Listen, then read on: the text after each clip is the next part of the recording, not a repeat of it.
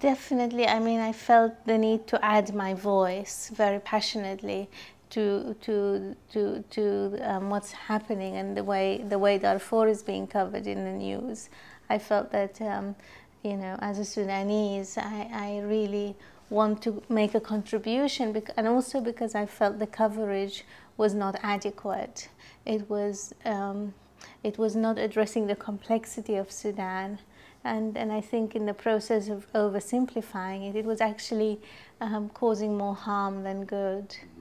And so really that was the motivation. I think it's a Western way of covering Africa and covering conflict generally. There is the idea that when, to kind of, there is the concept of good and evil, and this concept is just applied to everything. And of course, I'm not saying that, what's happening in Darfur is not evil, it is, but I'm saying that there isn't any nuance to the coverage, and there isn't any interest in hearing Sudanese voices, whether it is people in the camps or Sudanese experts. It's almost like the crisis becomes a backdrop for whatever the journalist wants to say, but they don't actually consult the people that it concerns and give them a voice. It's true. I mean, there are limitations to broadcast news, but still, I think even within a broadcast context, it is possible to hear those people, to consult Sudanese experts. There are plenty of them. To not try to force the complexity of the issue into a hypothesis that is simplified. I think it's important to kind of acknowledge the complexity, and in the camps in particular, I was astounded that these are, when you see coverage of any crisis, whether it's in Sudan, the Darfur crisis, or any crisis in Africa, you don't actually hear the people who are going through the crisis. You don't hear their voices, and so you almost don't realize that these are thinking, feeling human beings that have ideas, that have opinions, that have hopes and dreams, that go beyond the situation that they're in at that moment. And I was astounded by how articulate people were, and also by the kind of dignity and courage that people face crises with. It was really very emotional for me, especially in the camp. And I didn't have very much time at all. I had like a day in the camp, and I felt this enormous responsibility. And I also felt I was kind of torn between the demands of the job to get the job done, and the wish to actually just be a witness and listen to people, but there were so many stories and so many people actually wanting to tell their stories, and it made me really have greater respect for this work, because it made me kind of that people take you very, very seriously as a witness, and they invest you with they put their trust in you in a way to tell their story. And I was very moved by that, and I felt an enormous weight of responsibility. I mean, there is no doubt that in Khartoum there is a lot of denial, and I think part of that is that the news doesn't filter through to people in Khartoum, but partly it is to do with the fact that we don't want to acknowledge that our own people are capable of evil, that one cannot imagine it, and so I think that it's both combined, but it's funny because this was my experience throughout my trip to Sudan and throughout my interaction with people for the film, is that they saw me definitely as a northerner, because racially I look like a northerner, but I think they also appreciated that I am a northerner who is outside of their society. So they almost saw my foreignness as well, and I think that created a space for people where they felt, I kind of felt somehow they absolved me of all the baggage and all the legacies that are to do with my people, and wanted to relate to me in a different way, and maybe it was to do with the fact that I was ready to listen and wanted to listen. But definitely that was my experience. I think Sudan, and there is a lot of denial in Sudan. There are a lot of things that we have not faced squarely, to do with our identity, to do with race, to do with whether we are African or Arab. I think we have still not embraced our Africanness. And I think, I definitely think that is an issue that is at the heart of our problems, that we look to our Arab heritage, and we revere it, we look to it, we look up to it, and yet and our African heritage we dismiss or we brush aside. And I think Africa, and the irony is, I think Africa is ready to embrace us, wants to embrace us, if only we would look towards it, and that there is so much richness there, even within Sudan. If we were only to celebrate our African heritage, it is so rich and enriching to us culturally.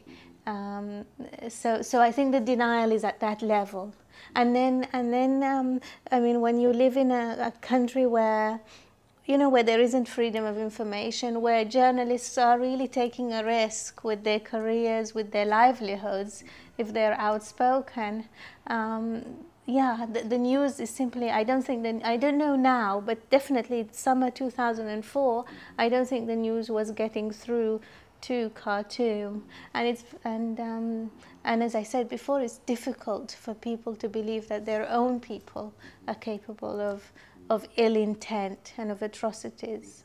I think the crisis of identity is to do with racially. Sudanese people in the north don't have a difficulty with understanding that they are black people, and I think the ones who are in the diaspora quickly learn that they are black, because if they're in America or if they're in Britain, they quickly realize that they are part of the black minority, and actually that black minority generously takes them into the fold, as it were. I mean, that has definitely been my experience. But I mean, I know with my parents, they really had to learn that they were black, and I think it wasn't until we were teenagers. And I am very proud of them. They've really made huge, progress. But I think it was only when we were teenagers and we were beginning to assert that we are black, that they began to come round to the idea that they are that they are black and that we are black. Well, it was recently shown. Just this Christmas, I was invited by the British Council, and it was screened. It was screened. One screening was a public screening, and we had a private screening as well. And it was extremely well received, actually. I was surprised. Southerners loved it. Northerners liked it. Darfurians liked it. For me, it was really a vindication. And especially, I was nervous because, here in the West, I'm always outraged by the way I see myself or Africa represented in the media. And so I felt, oh my God, I may have unwittingly done something that would upset Southerners or Darfurians in the way I've represented them. And so it was for me a real vindication when they saw themselves and didn't, and there was nothing there that offended them. In fact, a wonderful Southern poet, Leo Taban, said to me, you've shown us the truth about who we are. and that and he said that, and the trouble is that the only way we would be able to accept the truth is if somebody from our own tells it to us. If the outside world tells us, we won't accept it. And so he said, you must go on making films, and we need more people from here to make films. Yeah. I think I do. I mean, I've given it a lot of thought, and I do think that in Darfur that is what's going on. But what my reservation is that the Darfur crisis has actually been undermined by the fact that it is being used. Not just people are responding to it as a humanitarian crisis, and I must not question the sincerity of that. But there is also, behind that, there is also this impulse to demonize Islam further, to demonize Arabs, in the sense that they are calling it Arabs versus Africans. Now, and often I found, especially here in America, people don't realize that the people of Darfur are devout, practicing Muslims. And they're often surprised when I tell them that. These are Muslim people, and so that is my reservation, that we risk undermining the integrity of the cause if we have other motives that are driving people to rally behind it. I think in Sudan, because it sees itself very much as part of the Middle East, there is this idea of being under attack, just like the West think of themselves as under attack by political Islam. I think the Middle East sees itself as under attack by the West, and so both sides are living in this state of fear and paranoia as well, and so definitely I think there is this fear, there is this conspiracy idea that Sudan is going to be fragmented or balkanized by forces that want this to happen, and you know, there might be some truth in that, but for me I think it's our own internal contradictions that have brought us to this state, and unless we acknowledge that, we're just not going to move forward. In fact, I think the people of Darfur are suffering at the moment because there isn't any institution with the moral integrity to act on their behalf and to act swiftly. So really, we are all suffering from the state that the world is in now, the mutual suspicion and fear that is part of the post-2001 world, post-September 11th world. I think the Darfur people, in